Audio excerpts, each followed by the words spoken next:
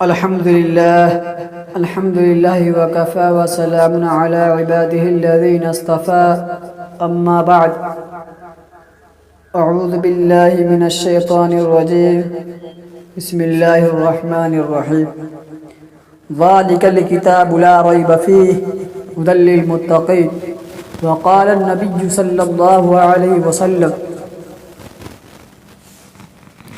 خيركم من تعلم القرآن وعلمه صدق الله العلي العظيم وصدق رسوله النبي الكريم الہی رونق اسلام کے سامان پیدا کر، الہی رونق اسلام کے سامان پیدا کر، دلوں میں مومنوں کے الفت قرآن پیدا کر۔ صدر محترم اور میرے مشفق و مربی و اساتذہ کرام اور دور دراز سے تشریف فرما مہمانان کرام اور اس گلشن کے نوشگفتہ ونچو، مسلمانوں نہ گھبراؤ خدا کی شان باقی ہے، مسلمانوں نہ گھبراؤ خدا کی شان باقی ہے، ابھی اسلام زندہ ہے، ابھی قرآن باقی ہے۔ یہ ظالم کیا سمجھتا ہے جو اپنے دل میں ہنستا ہے، یہ ظالم کیا سمجھتا ہے جو اپنے دل میں ہنستا ہے، ابھی تو کربلا کا آخری میدان باقی ہے، ابھی تو کربلا کا آخری میدان باقی ہے۔ حضرات، آج کے اس متبرک و منور اجلاس میں میرا موضوع سخن دنیا کے سب سے پاکیزہ اور مقدس کتاب قرآن پاک ہے۔ ہمیں اور آپ کو چڑھتے سورج کی طرح یقین ہے کہ اس کا ایک ایک حرف چاند اور سورج سے بھی زیادہ صاف و شفاف اور روشن ہے۔ وہ قرآن پاک کے جس کی زبان مقدس، بیان مقدس، جو فصاحت و بلاغت کا ٹھاٹھے مارتا سمندر ہے، جس کے متعلق ارشاد سبحانی ہے کہ قرآن پاک وہ صاف و شفاف اور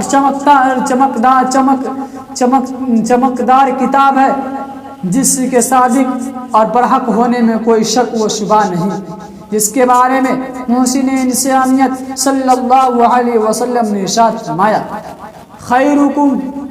خیرکم من تعلم القرآن وعلمہ، کہ تم میں سے بہتر وہ شخص ہے جو قرآن سیکھے اور دوسروں کو سکھائے۔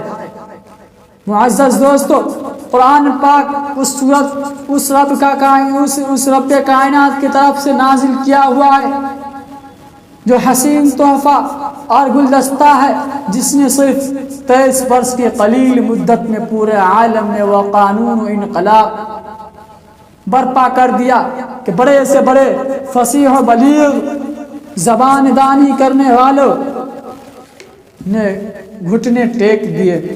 وہی وہ قرآن ہے جس کی آیتوں کو سن کر پتھر جیسے جگر رکھنے والے انسان بھی اپنے جگر کو قابو کرنے پر مجبور ہو گئے۔ یہی وہ قرآن ہے جس کی آیتوں کو سن کر عمر جیسا کٹر دل انسان بھی ایمان لانے پر مجبور ہو گئے۔ وہی وہ قرآن ہے جس کی آیتوں کو سن کر بڑے بڑے عیسائی مورخ اور راہب بھی ایمان میں داخل ہو گئے۔ یہی وہ قرآن ہے جس کی آیتوں کو سن کر انسان جنات بھی ایمان لانے پر مجبور ہو گئے۔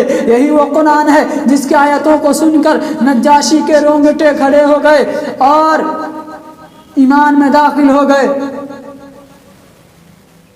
یہی وہ قرآن ہے جس نے زمان و مکان میں زندگی بخشی۔ یہی وہ قرآن ہے کہ جس نے عدل و انصاف کا پیغام دیا۔ یہی وہ قرآن ہے جس نے مردہ قوم کی زندگی بخشی۔ یہی وہ قرآن ہے جس نے قیصر و کسریٰ کا غرور خاک میں ملا دیا۔ یہی وہ قرآن ہے جس نے باطل کے لہراتے ہوئے جھنڈے گرا دیے۔ یہی وہ قرآن ہے جس نے توحید اور ایمان کا درس سکھایا۔ یہی وہ قرآن ہے کہ جس نے ایک ایشور کی بھکتی سکھلائی۔ یہی وہ قرآن ہے جس نے غیر کے سامنے سجدے ریز ہونے سے منع کیا۔ یہی وہ قرآن ہے جس نے جنت و جہنم کا درس سکھایا۔ یہی وہ قرآن ہے جس نے ماں باپ کے حقوق بتلائے۔ یہی وہ قرآن ہے جس نے پڑوسیوں کے حقوق بتلائے۔ ہاں آج مجھے کہہ لینے دیجئے کہ یہ قرآن ہے جس میں سارے علوم و فنون موجود ہے۔ علم سائنس قرآن میں موجود، علم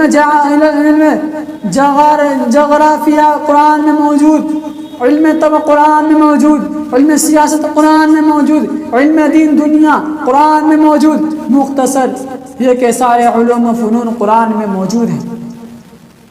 یہ زمین آسماں بحر و بر قرآن میں ہے، یہ زمین آسماں بحر و بر قرآن میں ہے، مختصر یہ کہ خشک و تر قرآن میں ہے۔ قرآن تا قیامت رہنمائے ہمارا، قرآن تا قیام رہنما ہے ہمارا، تمام کمالوں کی انتہا قرآن ہے ہمارا۔ دوستو، آج کے اس نازک اور پرخطر دور میں حفظ کلام پاک کو فضول اور بیکار سمجھا جا رہا ہے، اس کے الفاظ رٹنے کو حماقت بتلایا جا رہا ہے، کہا جا رہا ہے اس کے رٹنا اور بے سمجھے پڑھنا بے سود ہے۔ افسوس صد افسوس، اس صاف و شفاف اور روشن کتاب کے بارے میں ہمارا اور آپ کا خیال یہ ہے جس کے بارے میں شہنشاہ بطحہ سردار مدینہ صلی اللہ علیہ وسلم نے پاکیزہ اور مقدس الفاظ میں ارشاد فرمایا، اقرأ وارتقی ورتل کما کنت ترتل فی الدنیا فإن منزلک عند آخر آیت تقرأها۔ کل قیامت کے دن حافظ قرآن سے کہا جائے گا کہ قرآن پڑھتا جا، جنت کے درجوں پر چڑھتا جا اور ٹھہر ٹھہر کر پڑھ، جیسا کہ تو دنیا میں پڑھا کرتا تھا، جیسا کہ تو دنیا میں پڑھا کرتا تھا، بس تیرا مقام اور ٹھکانہ وہی ہے جہاں تو آخری آیت پر پہنچو۔ مسلمانوں، یاد رکھو، یہ قرآن کریم دنیا کے سب سے بڑی نعمت اور دولت ہے۔ زمین آسمان، چاند سورج ستارے کوئی بھی اس نعمت کا مقابلہ نہیں کر سکتے۔ یہ قرآن پاک رب کائنات کا مقدس عظیم کلام ہے، اور کیوں نہ ہو جبکہ اس کا اتارنے والا امین، جس کے ذریعے سے اتارا گیا وہ بھی امین، اور جس ذات پر نازل ہوا وہ بھی امین، جس مقام پر نازل ہوا وہ بھی امین، جس مہینے میں نازل ہوا وہ مہینہ تمام مہینوں سے افضل اور بہتر ہے، جس رات میں نازل ہوا وہ رات 1000 مہینوں سے بہتر ہے۔ حضرات، اللہ کا دلارا اور خدا کا پیارا نبی ارشاد فرماتا ہے، جس نے قرآن کریم پڑھا اور اس پر عمل کیا، اس کے والدین کو کل قیامت کے دن سورج سے بھی زیادہ روشن تاج پہنایا جائے گا۔ غور کرنے کا مقام ہے کہ جب والدین کو اس کی گراں قدر بھاری انعام سے نوازا جائے گا تو خود پڑھنے والے کے مقام و مرتبے کا کیا عالم ہوگا کل قیامت کا میدان۔ مسلمانوں، کل قیامت کا میدان ہوگا اور ایسے 10 آدمی جس کے لیے جہنم واجب ہو چکی ہوگی۔ حافظ قرآن اپنے رب کائنات کی بارگاہ میں سفارش کرے گا،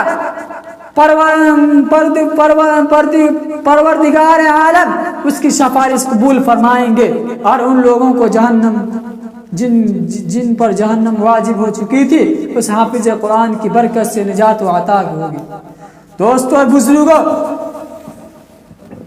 سمجھیے، ہوشیار ہو جائیے، خواب غفلت کا حجاب چاک کیجیے اور قرآن پاک سے وابستہ ہو جائیے۔ قرآن خود پڑھیے، اپنے بچوں کو بھی پڑھائیے۔ خدا نخواستہ اگر ہم نے اپنے بچوں کو 2-4 پیسے کے لالچ میں دین سے دور رکھا اور ہماری نظر آخری نعمتوں کے بجائے آخری اخروی نعمتوں کے بجائے دنیاوی ڈگریوں پر رہی تو یاد رکھیے کل قیامت کے دن خدا کے یہاں جواب دینا ہوگا۔ میں اپنی بات کو اس شعر کے ساتھ ختم کر رہا ہوں۔ قرآن عزت کرو اے مسلمان اپنے سینوں میں، قرآن کو عزت کرو اے مسلمان اپنے سینے میں، یہ دولت نہیں ملے گی تمہیں آسمانوں اور زمینوں میں۔ مسلمانوں، کسی ہندو شاعر نے کیا یہ شکوے کیا ہے میں غیر مسلم ہوں تو کیا ہوا؟ ارے میں غیر مسلم ہوں تو کیا ہوا؟ سر پر اٹھا کر قرآن لا سکتا ہوں۔ مسلمانوں اپنے اخلاق درست کرو، مسلمانوں اپنے اخلاق درست کرو، تمہیں دیکھ کر میں ایمان لا سکتا ہوں۔